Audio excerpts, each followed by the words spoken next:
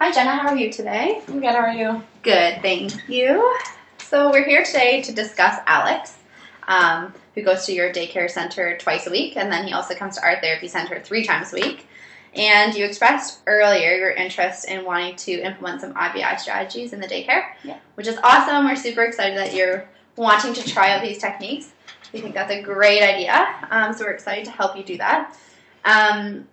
So recently we just added a new program to Alex's programs, and his target is to print the letter A. And that's important for him because he's going to be going to kindergarten next year, and where he's going to be needing to start printing his letters, printing his names, things like that. So how we're going to implement that is by doing the most to least prompt fading strategy, and that's what I'll be teaching you today. Okay. So I have an agenda that we can go over, kind of let you know what today's session is going to look like.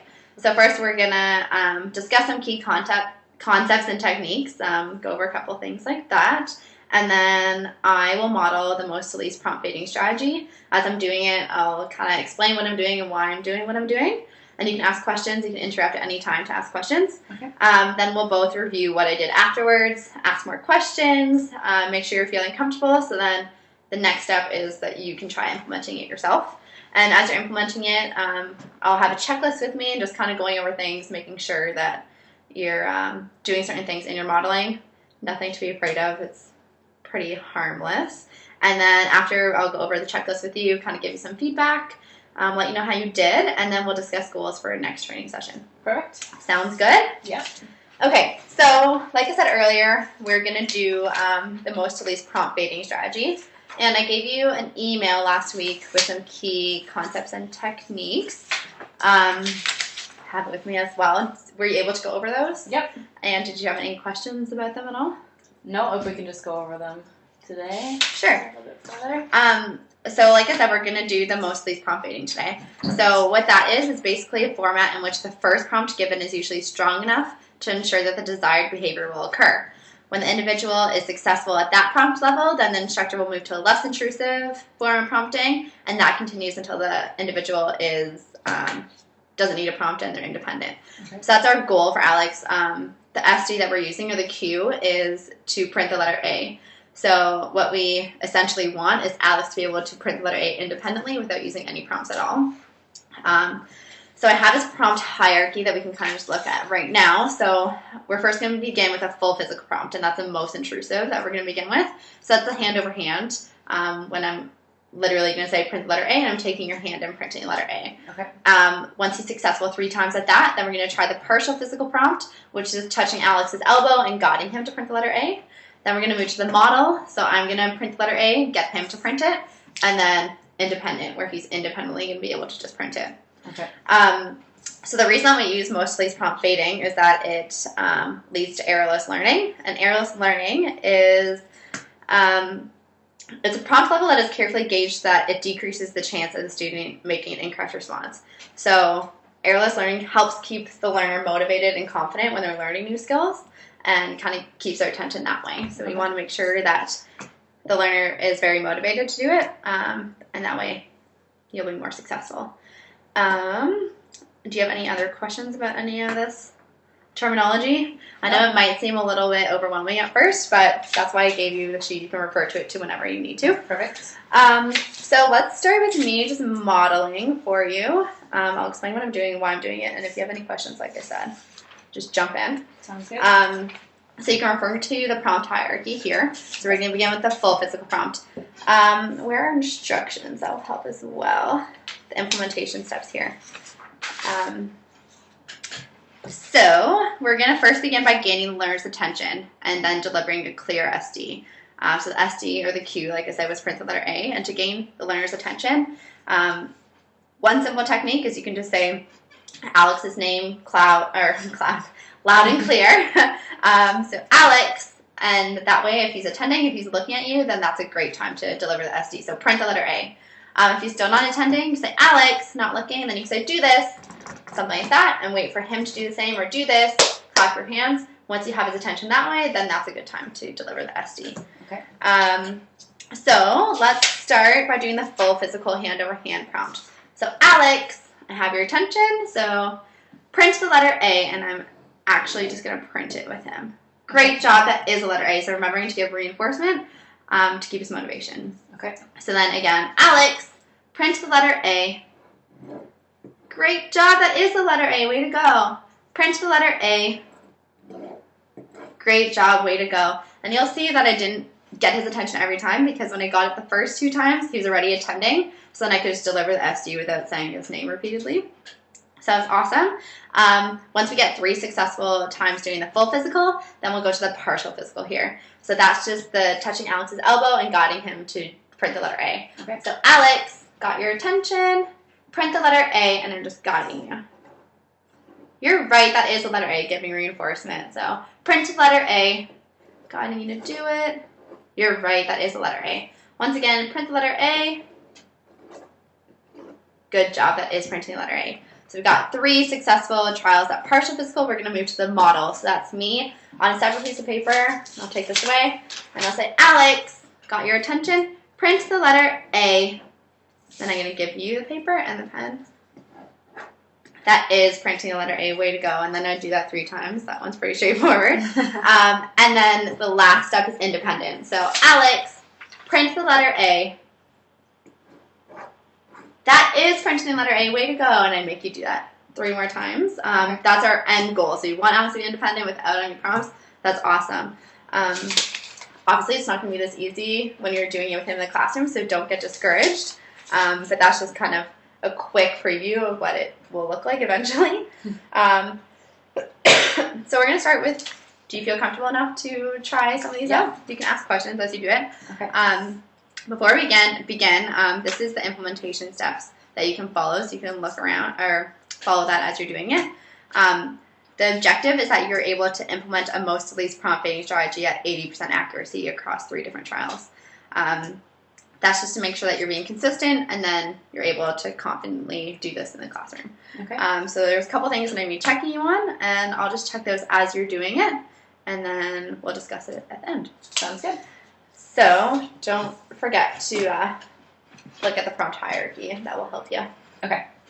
Alex, print the letter A. Good job, Alex. Okay. Alex, print the letter A. Good job. That is the letter A. Alex, print the letter A. Good job. That is the letter A. Okay. Alex, print the letter A. Good job. That is the letter A.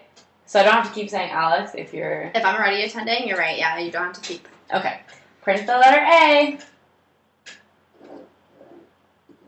Good job. That is the letter A. Print the letter A. Good job. That is the letter A. Okay. Alex, print the letter A. Good job. That is the letter A. Okay, Alex, print the letter A. Good job. That is the letter A. Alex, print the letter A. Good job. That is the letter A. Okay. Alex, print the letter A. Good job. Print the letter A. Good job. One more. Print the letter A. Good job. Okay, you did awesome. I kind of did get a little dragged out at the end there, but we did it. So I'll just go over this checklist with you. So gain the learner's attention and delivered a clear SU. You did a really good job at that. Every time you used an exaggerated higher toned voice, so that was great to gain my attention. And then you immediately gave the hand-over-hand prompt at the beginning, which is awesome. Then you were able to fade to the partial prompt for 3 trials, which is great. And then we did the partial physical, then the model. You did that great. Then you're able to remove all the prompts and have me do it independently, which is awesome. So you're able to fade the prompts to ensure prompt dependency does not occur, which is amazing. You provided immediate reinforcement, which is great. You remembered as soon as I got a correct response. You were saying, great, that is the letter A. That's awesome. That keeps Alex very motivated to keep going. You were calm and confident, like I said, and you did ask questions, which is awesome. So you got 100% on your checklist, which is amazing.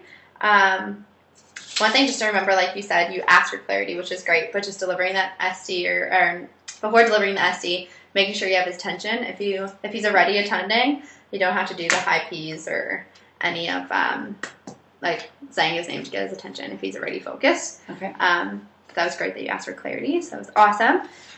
Before we end, I just want to kind of do maybe 1 or 2 run-throughs where Alex may not be attending, because obviously it's not going to be as easy in real life. So maybe we'll start at a model. So I'll model and draw the letter A, and then I'll have you not attend. So maybe like squiggle on the paper, do something that obviously is not printing the letter A. So Alex, print the letter A. You give you the paper, and then just, so you're scribbling a little bit. So I'm going to say the SD again and say, Alex, print the letter A, and I'm going to help you. So if you see on here, this is the least intrusive one, model, so we're going to go to a more intrusive one, which is a partial, which is why I grabbed you by the elbow, or not grabbed you, but guided you with the elbow. If you weren't attending to that again, then I could go back to the full physical if I needed to. So if I was doing this, I draw the letter A, and you're still kind of doing circles and stuff like that, I pick up the pen and say, print the letter A, and then I do the hand over hand. That's printing the letter A, way to go. Okay. And then I could do that maybe a couple more times and try again to do the partial and fade away the prompts again. Okay. Do you want to try maybe doing them? Okay. Okay, Alex, print the letter A.